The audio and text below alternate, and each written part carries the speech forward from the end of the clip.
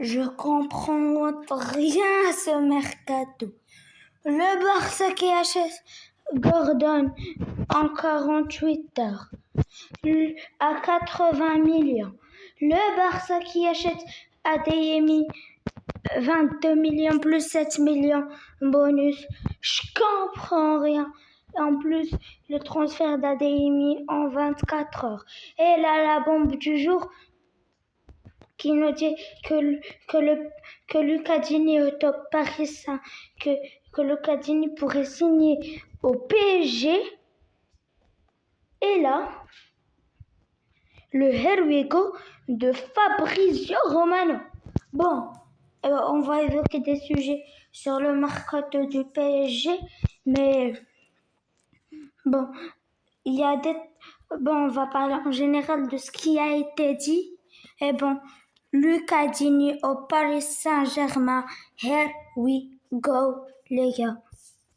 On le voit ici, le PSG est intéressé par la signature de Lucas Digne. Le joueur dispose d'une clause libératoire à moins de 12 millions d'euros. Le PSG a levé la clause de Lucas Digne à moins de 10 millions de ce qui a été dit. Et notre frère Jamel qui dit plus d'infos sur le dossier Lucas Digne. Le joueur est totalement emballé par l'idée de revenir au PSG, son club de cœur. De son côté, Paris apprécie énormément son profil. Le club veut doubler tous les postes avec du haut niveau. Et Lucas incarne parfaitement ça.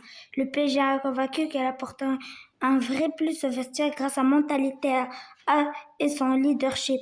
Les discussions ont déjà démarré entre le PSG et Aston Villa afin de trouver la formule idéale pour boucler le deal rapidement après la Coupe du Monde. Le joueur était d'ailleurs venu discrètement au Parc des Princes pour PSG Toulouse cette saison, accompagné de son fils, lui-même grand fan du club. L'arrivée de Lucas Digne fait beaucoup de bien au Paris Saint-Germain. Et je vais vous dire pourquoi. Lucas Digne est parfaitement ce qu'il nous fallait parce que pour la doublure de Nuno, c'était Lucas Hernandez. Et Lucas Hernandez qui est défenseur central. Il peut jouer à gauche, et à gauche, il ne donne pas le même truc offensif que Nuno a. Et maintenant, c'est avec Lucas Digne, on pourra, si Nuno sort ou bien Nuno se blesse ou bien il veut faire reposer, on ne ressentira rien parce que Lucas Digne est un profil comme Nuno, on va dire. Il y a ceux qui disent oui, mais le PSG doit acheter des jeunes pour l'avenir. Mais on a l'avenir. Nuno Mendes, il a 24 ans. Si on ramène un gars de 19 ans, ça va bloquer sa carrière qu'autre chose. Parce qu'on a déjà l'avenir. L'avenir, c'est Nuno. Qu'est-ce que tu veux? Si on achète un petit gamin de 20 ans, quand Nuno Mendes sera grand, même le petit que vous avez dit qu'on doit l'acheter pour l'avenir, lui aussi, il va vieillir. Tu crois que si tu ramènes un gars de 20 ans et Nuno il a 24 ans pour dire pour l'avenir, tu crois que si Nuno a 38 ans, l'autre mec de 20 ans aura 34 ans, qu'est-ce que tu me racontes? Lucas Digne est l'option parfaite. Et enfin, on a une doublure à tous les postes, putain, enfin. Parce que Nuno, doublure de Nuno, Lucas Digne, doublure de Pacho, Lucas Hernandez.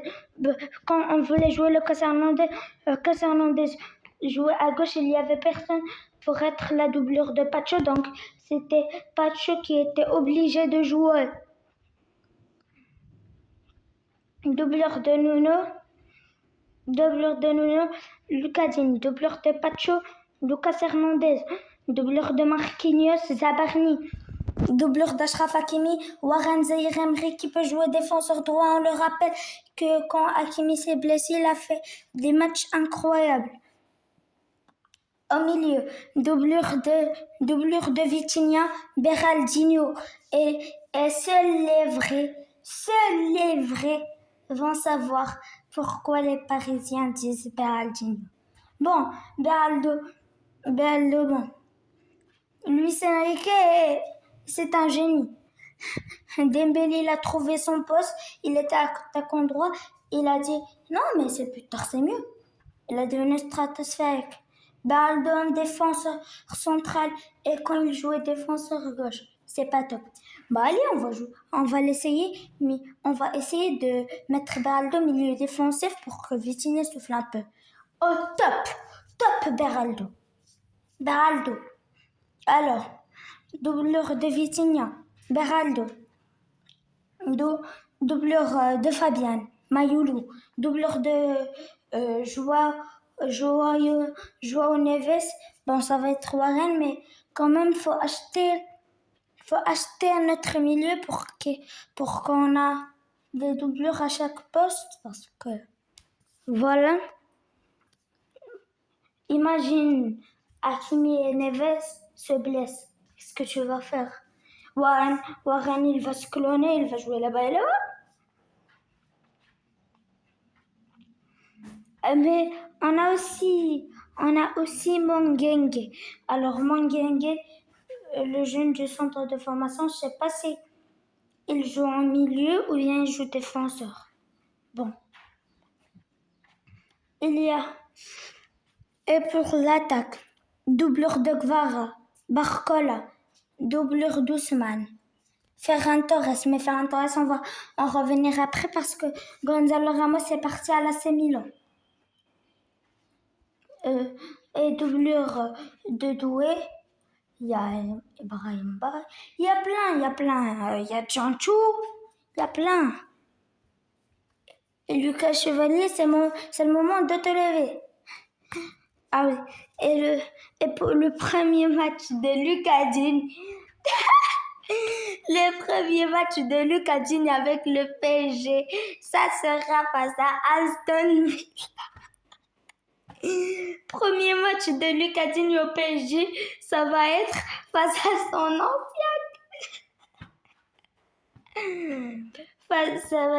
à son ancien club. Et Lucas Digne pourra donner puisque Lucas Digne vient d'arriver, donc ça va, Aston Villa va pas trop changer, hein. J'espère. Bon, et Lucas Digne qui va donner des instructions, il fait arrêter juste un câble, on va gagner Tottenham. Bon, maintenant que c'est fait pour Lucas Digne, on va partir sur Ferran. Ferran Torres plaît beaucoup au PSG et tout particulièrement à Luis Enrique qui a apprécié sa polyvalence et c'est de Jamel le frérot. Le coach espagnol estime qu'il correspond parfaitement à sa philosophie de jeu et à l'identité qu'il souhaite donner à l'équipe. C'est une des options concrètes étudiées par le club pour remplacer Gonzalo Ramos. De son côté, l'entourage du joueur se dit flatté par cet intérêt et n'exclut absolument pas un départ vers Paris. Il faudra cependant voir comment le dossier évoluera une fois la fin du parcours de l'Espagne à la Coupe du Monde. Oui, pour l'option Ferran Torres, bon, ça date pas d'hier, puisque Gonzalo Ramos est parti, faut acheter un remplaçant. Et le super parfait, c'est Ferran Torres. Le Shark. Bon. Et je voudrais parler d'un truc. Ferran Torres qui se fait beaucoup critiquer.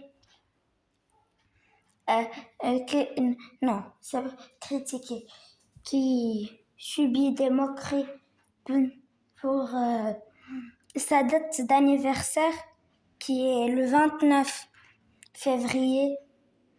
Et comme tu sais, comme vous le savez, le 29 février le 29 février est chaque 4 ans. Donc, dis-toi que le frérot, cette année, il a même pas son jour d'anniversaire. Le mec a pas son jour d'anniversaire. Le 29 février n'est pas là.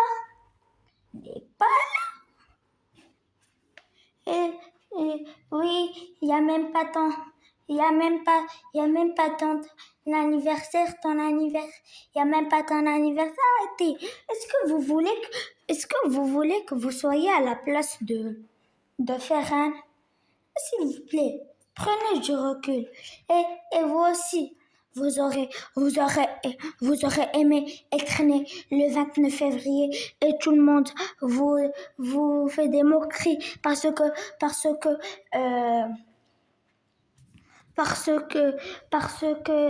il y a pas le jour où tu es né dans le calendrier.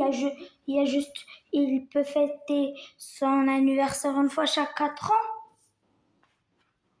Ah, je vais prendre du recul. Et bon, on va revenir sur ça. Ferran Torres qui a déjà été coaché par Luis Enrique en Coupe du Monde 2022. Et le méga PSG qui dit lors de ses derniers entretiens avec le PSG, Ferran Torres s'est dit prêt à accepter un rôle dans la rotation au poste de faux neuf. Paris a décidé de recruter dans l'optique de construire une équipe forte avec des options de haut niveau sur le banc. Et voilà pour le sujet Ferran Torres. Et on y voit plus clair sur le Parc des Princes parce que on disait que puisque Paris a été racheté, soi-disant, bon, moi je m'en fous de ça, mais bon. Le PSG veut porter le Parc des Princes à 70 000 places parce qu'ils ont dit que peut-être le PSG va construire un stade à Massy ou bien Passy. Je me rappelle pas de la ville, ça commence par P, je suis sûre, mais bon. Le PSG veut porter le Parc des Princes à 70 000 places. Pour ce faire, l'idée serait de reconstruire l'intérieur et d'augmenter la hauteur du stade. Contrairement à ce que l'on pourrait croire, le Parc des Princes n'est finalement pas classé monument historique. Il n'est même pas labellisé architecture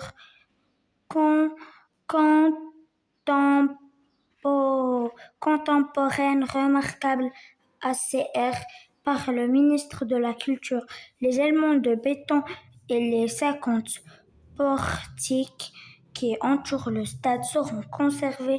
Tout l'intérieur serait détruit et reconstruit avec des infrastructures ultra modernes. Les tribunes prendraient de l'ampleur et l'enceinte gagnerait en hauteur avec sans doute un 3e niveau de tribune et un toit rétractable. Le Parc des Princes est déjà une forteresse. Alors s'il y a ce qu'il y a écrit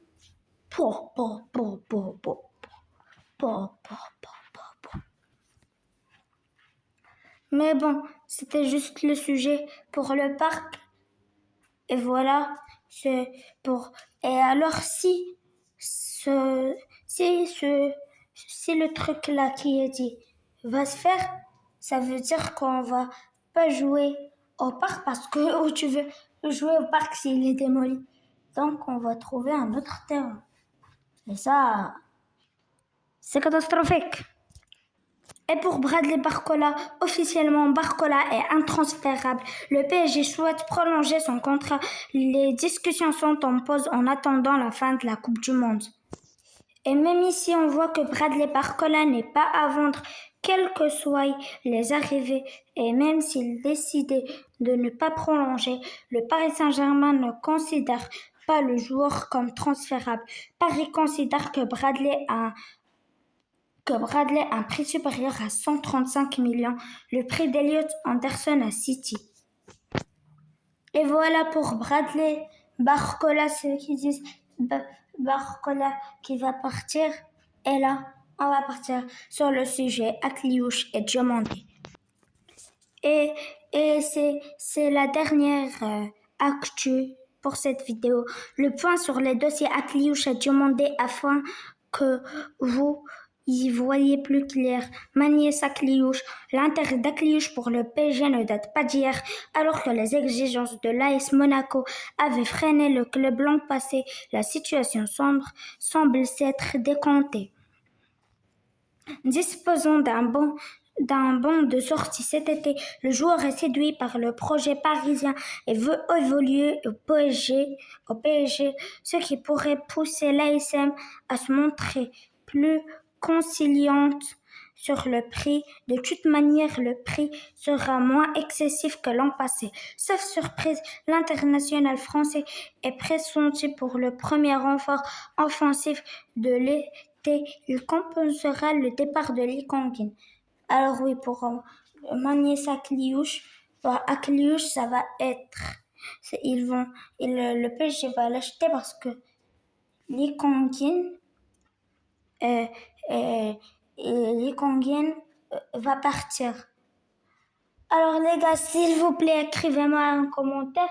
Alors pour l'instant, je sais même pas si Lee Kang-in est parti ou bien il va rester à Paris ou bien s'il est parti, quel club il est parti. Moi, j'ai juste entendu que Lee Kang-in pourrait partir à l'Atlético. Mais bon, on va partir sur Yann Diomandé. Le joueur plaît beaucoup à la direction, mais le dossier est encore loin d'être finalisé. En interne, la direction indique qu'elle ne rentrera pas dans une surenchère avec la concurrence et espère que Leipzig revoit ses exigences à la baisse,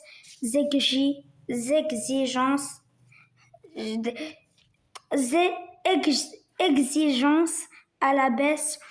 Paris ne compte pas pour le moment s'aligner sur les 130 millions réclamés et aimerait que le joueur se positionne clairement en faveur du PSG pour faciliter les négociations.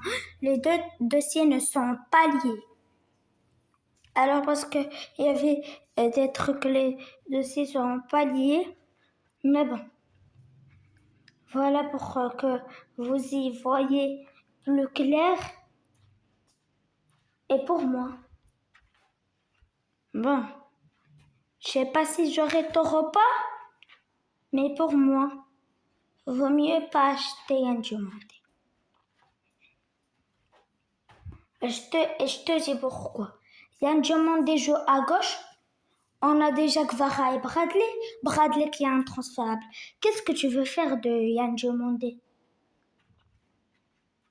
Et juste, moi, j'aimerais qu'on achète Yann Diomandé juste si Ferran Torres n'est pas venu à Paris. Parce que si Ferran Torres vient à Paris, ça n'aurait aucun sens. On va dire que Ferran Torres est venu à Paris. À gauche, Kvara et Bradley. En buteur, Dembélé et Ferran Torres. À droite, Désiré Doué et on va dire aussi qu'Akliouche est arrivé. Désiré Doué, doubleur Akliouche. T'as Ibrahim Mbaye dans la hiérarchie. T'as Ibrahim Mbaye qui peut jouer à gauche et à droite. Même chose pour Bradley Barcola qui peut jouer à gauche et à droite. Même chose pour Kvaratskhelia qui peut jouer à gauche et à droite. Et même chose pour Doué qui peut jouer à gauche et à droite. Et aussi Djantou qui peut aussi jouer à gauche et à droite. Donc c'est quoi l'intérêt? Et en plus, au poste de buteur, t'as déjà Dembélé et Ferran. Mais si Ferran ne vient pas, je vais rien demander. Rien demander qu'on pourrait faire. On pourrait faire un truc comme Gvara à gauche, Dembélé buteur et Doué à droite, Akliouche doublure de Doué, la doublure de Gvara serait Ibrahim Bay et Yann Diomandé. Yann Diomandé qui peut jouer aussi buteur, qui pourrait être la doublure de Dembélé. C'est ça que je pourrais voir. Yann Diomandé qui peut être la doublure d'Ousmane à la place de Ferran. Et Yann Diomandé qui est comme Ferran. Ferran qui peut jouer à gauche et à droite et buteur. Même Yann Diomandé qui peut jouer à gauche, à droite et buteur. Donc si on achète Ferran, pas la peine Diomandé. Et si on achète Diomandé, pas la peine Ferran. Mais il nous faut un profil comme Ferran parce qu'on a plein de profils comme Diomandé qui sont bons. Il nous faut un buteur. Il nous faut comme Gonzalo Ramos. Comme Gonzalo Ramos. Tu crois que tu vas remplacer Gonzalo Ramos par Yann Diomandé? Gonzalo Ramos et Yann Diomandé ne sont pas. Gonzalo Ramos est un pur buteur. Et le super sub d'Ousmane Dembélé. Et Gonzalo Ramos, ses rentrées sont cliniques. Il marque. Il nous faut un serial buteur. Yann Diomandé, c'est un joueur. Si on le met buteur, ah non. J'aimerais voir Diomandé à gauche. Et puisque Bradley est intransférable, Bradley est un profil unique. Tu vas pas vendre Bradley pour l'arrivée de Diomandé. Mais bon, j'espère que cette vidéo Mercato PSG vous a plu. N'hésitez pas à liker, vous abonner et à activer la cloche. Et sur ce, c'était Yougni. Allez, ciao. Et abonnez-vous aussi à ma chaîne Instagram Yougni YT. Vous allez voir dans la description tout minuscule, Yougni minuscule, point YT aussi minuscule. J'ai la même photo de profil que dans YouTube. Et bon, ceux qui vont me dire pourquoi t'as pas fait ça, ceux qui vont me dire pourquoi t'as pas fait ça en live et tout, ça pourra comme l'an dernier. Mais bon, vous inquiétez pas, juste maintenant parce que c'est la Coupe du Monde, parce que on aura plus d'infos de la Coupe du Monde que Mercato. Mais une fois la Coupe du Monde finie, on va essayer de faire un live Mercato. Et voilà. Allez, ciao!